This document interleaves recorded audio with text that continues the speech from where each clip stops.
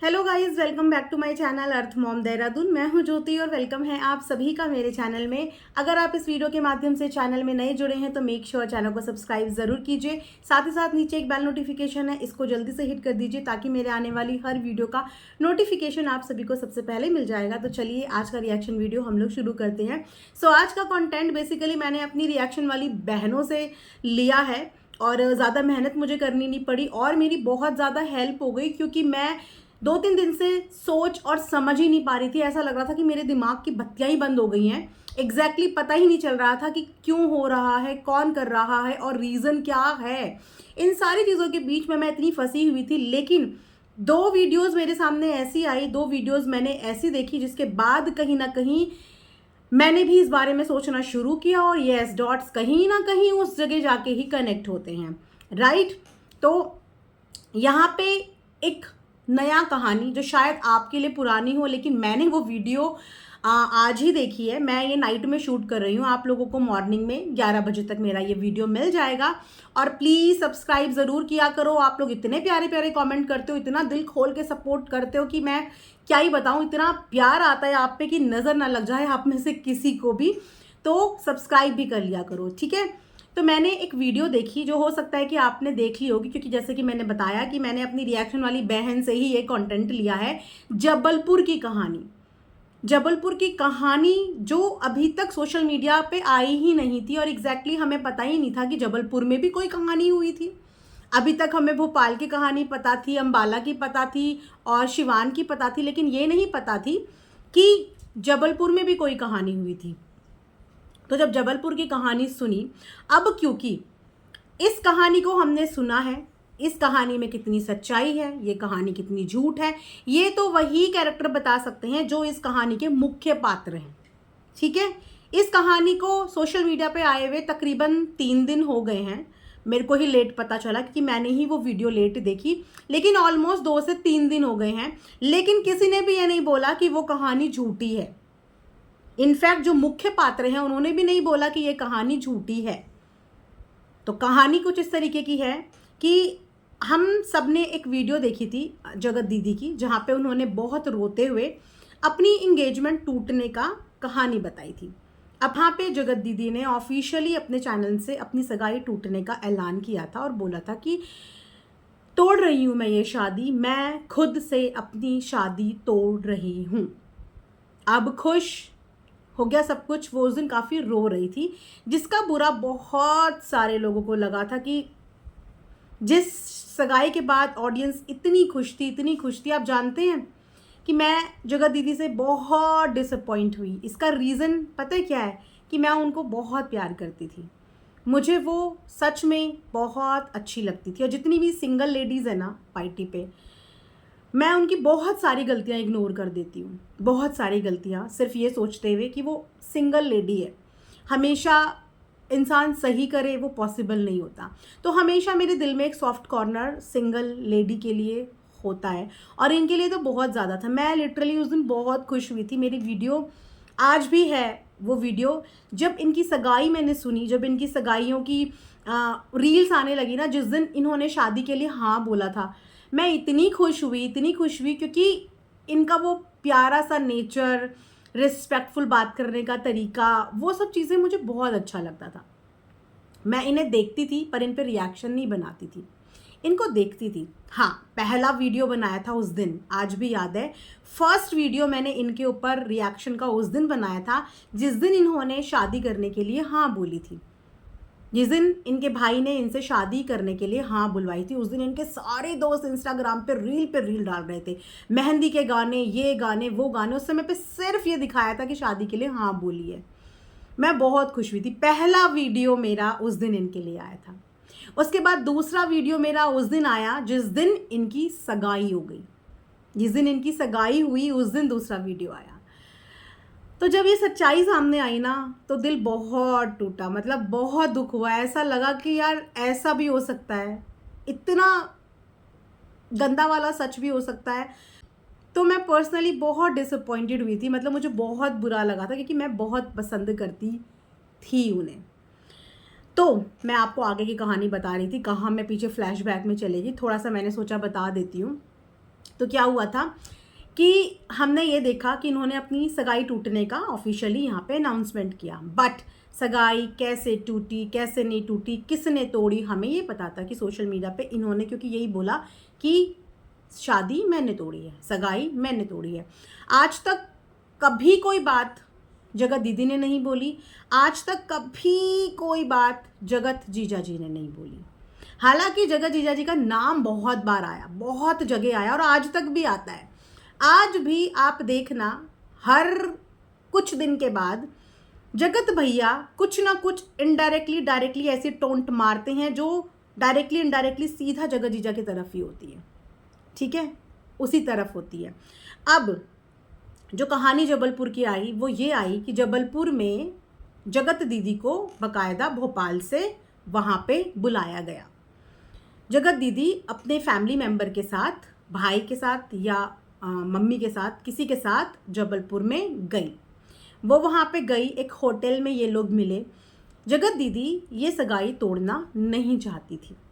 जगत दीदी ने वहाँ पे रिक्वेस्टिंग मोड में, जैसा रिक्वेस्ट करते हैं अपनी गलती एक्सेप्ट करते हुए कि मैं घर के बड़ों से भी बात कर लेती हूँ, बट जगत जीजा इस रिश्ते को नहीं आगे ले जाना चाहते थे। वो बहुत क्लियर थे कि मुझे ये रिश्ता यहाँ पे ख़त्म करना है, तोड़ना है, जिस पे मैं उनको जज नहीं करूँगी, क्योंकि जो सिचुएशन उनके आगे आई वो एक बहुत बड़ा धोखा था और इस पर हर इंसान ऐसे ही डिसीज़न लेगा। जगत दीदी ने काफ़ी प्लीज़ किया, बट वो अपने डिसीज़न पे स्टिक थे कि नहीं, ये सगाई आगे नहीं चल सकती। ये सब चीज़ें हुई, जगत दीदी वहाँ पे इमोशनल भी हुई। उसके बाद जाते जाते जगत दीदी ने बोला कि तुमने फेम के लिए मेरा यूज़ करा, और ये बोल के वो लोग वहाँ से चले गए। सबसे बड़ा क्वेश्चन जो मैं देख रही थी कि जनता का कमेंट सेक्शन में आ रहा था कि अगर सगाई तोड़नी थी तो किसी को भोपाल से जबलपुर क्यों बुलाया गया? तोड़नी ही थी तो कॉल पे तोड़ देते, फ़ोन करके रिश्ता ख़त्म कर देते।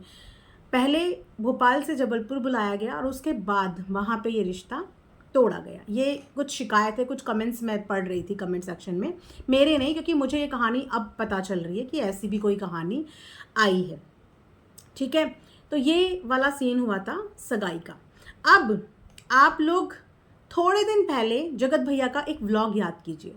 जगत भैया ने थोड़े दिन पहले एक व्लॉग डाला और बोला कि मैंने तो कुर्बानी दी है, मेरी वजह से कोई बच गया और मेरी वजह से किसी का भला हो गया, मैंने तो किसी और को भी बचा लिया, मैंने तो कुर्बानी दी है, कभी मौका लगा तो मैं बताऊंगा, कभी मौका लगा मैं बताऊंगा। आप उस दिन के व्लॉग की डेट देखना कि वो कितने दिन पुराना व्लॉग है। बस जिस दिन वो व्लॉग आया, जगत भैया का इशारा बहुत क्लियर समझ में आ रहा था कि वो किसकी तरफ है, बहुत क्लियर समझ में आ रहा था। इतनी होशियार अब ऑडियंस है कि इनके मैटर को इतना घूट घूट के पी चुकी है कि इनके डायरेक्टली इनडायरेक्टली बातें ऑडियंस को सब कुछ समझ में आती है। जगत भैया की उस दिन के वीडियो के बाद ये समझ में आ गया कि जगत भैया जो बात कर रहे हैं वो जगत जीजा की ही कर रहे हैं, उनकी ही बात करें कि कभी मुझे मौका लगा तो मैं बताऊंगा, मैंने कुर्बानी दी है और मैंने अपने आप की कुर्बानी देख के किसी और को बचाया है। उस दिन का डेट और आज का डेट आप डिफरेंस देखना। बस उस दिन के बाद से एक अजीब सी हलचल मच गई सोशल मीडिया पे, एक अजीब सी हलचल।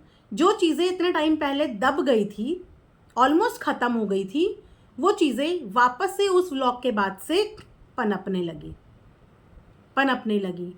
जबलपुर की कहानी सोशल मीडिया पे आ गई, एक वीडियो सोशल मीडिया पे आ गई। अब जबलपुर की कहानी में मुख्य पात्र कौन है?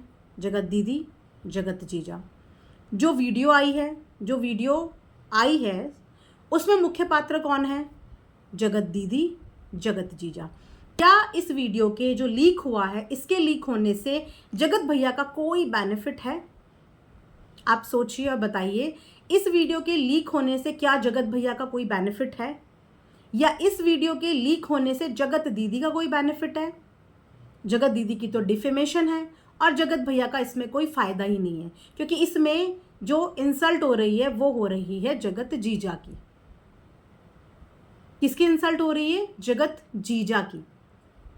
और डिफेम कौन हो रहा है, गलत कौन लग रहा है? जगत दीदी का पूरा परिवार। दूसरी कहानी जबलपुर की मुख्य पात्र दोनों।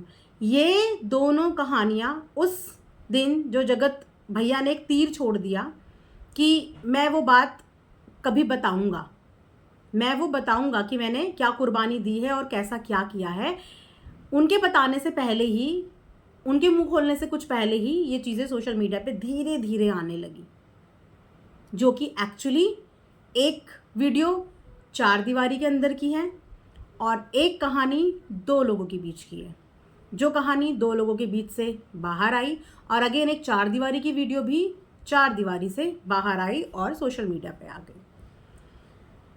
जब मैंने एक और रिएक्शन वाली अपनी बहन का वीडियो देखा तो मैं इस सोच में पड़ गई कि मेरा दिमाग और ध्यान तो इस तरफ गया ही नहीं, क्योंकि जगत भैया के अलावा किसी और पे शक की सुई कभी जाती ही नहीं, जगत भैया और जगत दीदी के अलावा, क्योंकि यही दोनों हमेशा से पार्टनर इन क्राइम रहे हैं। इनकी बुद्धि को आज तक भी कोई समझ नहीं पाया कि इनमें से कौन ज़्यादा मास्टरमाइंड है और कौन कम मास्टरमाइंड है। दोनों एक जैसे हैं, एक जैसे, दोनों में से किसी पे हम भरोसा नहीं कर सकते। तो इनके अलावा दिमाग कहीं और जा ही नहीं पाया और ऐसा लगा कि वापस से कहीं ना कहीं ये चीज़ें भेजने वाला कहीं ऐसा ना हो जगत भैया हो या जगत दीदी हो। ये कौन करा रहा है, कौन करा रहा है, कैसे ये चीज़ें आ रही हैं। लेकिन ये चीज़ें बाहर आने से बेनिफिट दोनों में से किसी का भी नहीं हुआ।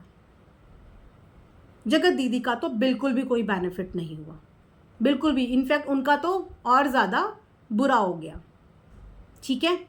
और जगत भैया का जो होना था, उनके तो बुरे हाल ही रहते हैं, ठीक है। तो अब आप लोगों के हवाले मैं ये सवाल छोड़ के जा रही हूँ कि आप लोगों ने भी कहीं ना कहीं डॉट्स तो कनेक्ट कर रहे होंगे। आप लोग बहुत स्मार्ट हो, बहुत स्मार्ट हो, लेकिन मैं यही बोलूँगी कि सत्यमेव जयते। सत्य कभी कभी, सच कभी कभी बहुत आखिरी में आता है, लेकिन आता ज़रूर है। कर्मा है, कर्मा का चक्र है जो सूनर और लेटर सामने आता है ना। अब ये कैसे आया, क्यों आया, किसी ने शायद कभी सोचा भी नहीं होगा कि ऐसा भी हो सकता है, ऐसा भी किया जा सकता है। सबको लगा था कि अब सब कुछ शांति होगी, बट ये शांति उस दिन से भंग हो गई थी जिस दिन से जगत भैया ने इस वीडियो में बोला कि मैं बहुत जल्दी बताऊंगा, मैंने कुर्बानी दी है, मैं बहुत जल्दी बताऊंगा। उस दिन के बाद से ये पीछे पीछे से आदान प्रदान, देना, भागना, आईडी बनाना, डिलीट करना, ये सब सिस्टम शुरू हो गया। तो आप अपनी बुद्धि लगाओ कि अब आपको क्या लगता है कि इस पूरी कहानी में असली मास्टरमाइंड कौन है, जो अभी भी सिर्फ और सिर्फ अपनी इमेज को क्लियर, अपनी इमेज को बचाना चाहता है और जगत दीदी और जगत भैया के टॉपिक को ख़त्म नहीं करना चाहता, हमेशा के लिए इनको ही कल्पित बनाए रखना चाहता है। जगत दीदी से आज भी कहीं ना कहीं किसी चीज़ का बदला या किसी चीज़ का क्या भी बोले कि आज भी उनकी लाइफ को इस तरीके से देख के देखा नहीं जा रहा है। ऐसा कौन है? थोड़े दिन पहले जगत दीदी ने एक वीडियो भी बनाई थी जहाँ पे इसी तरीके की कुछ अफवाहें थी, जिन अफवाहों के लिए उन्होंने बोला था कि मेरे नाम की कोई भी अफवाह ना फैलाएं। चाहे कोई ये क्लेम कर रहा हो कि उनकी मेरे से बात होती है, मेरी किसी से बात नहीं होती, मैं किसी के साथ टॉकिंग टर्म्स में नहीं हूँ, मेरी किसी से भी बात नहीं होती। जो भी ये बोले आप उसकी भी बात का विश्वास मत करो। जो चीज़ मेरे चैनल से आएंगी वो ही सच होगा। तो अब आपको ये होमवर्क है, कमेंट्स में जल्दी से बताना कि अब आपको क्या लग रहा है कि अभी वाली कंट्रोवर्सी में ये आदान प्रदान, पीछे से देना, कहानी सुनाना, ये कौन कर सकता है, कौन हो सकता है इस वाली कंट्रोवर्सी 2.0 को हवा देने वाला, चिंगारी देने वाला, कौन हो सकता है? ठीक है, इसी के साथ ये रिएक्शन वीडियो मैं यहाँ पे एंड करती हूँ। Thanks for watching earth mom Dehradun.